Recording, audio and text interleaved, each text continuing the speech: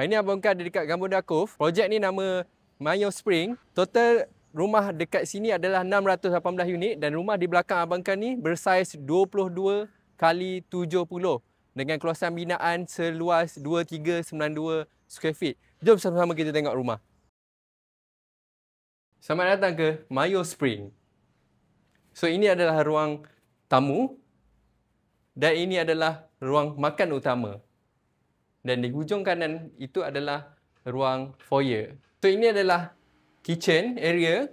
So ada wet and dry kitchen and then ada island.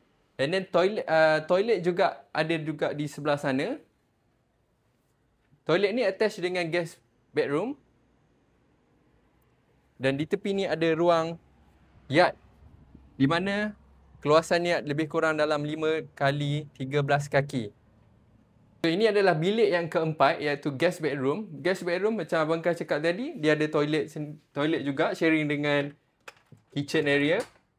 Dan sini adalah garden area untuk guest bedroom. Okay, dah settle tingkat bawah. Sebelum tu Abang Kal nak tunjuk ini adalah under staircase punya store bawah ni. And then jom kita naik ke tingkat atas.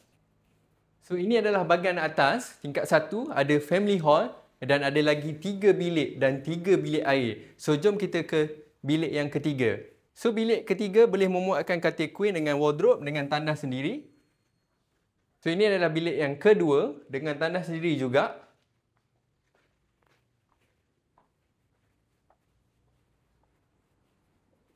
So jom kita ke bilik master bedroom. Bilik master bedroom ni memang spacious Abang Kal cakap sebabnya boleh memuatkan katil king, wardrobe yang besar, and then walk-in wardrobe, and then toilet.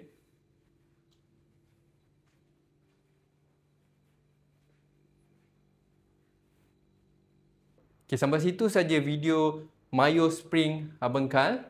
So rumah ni 22 kali 70 dengan keluasan 2392 square feet dengan harga hanya 870,000. So klik link di bio untuk kita set sama-sama dengan Abang Kal. Thank you.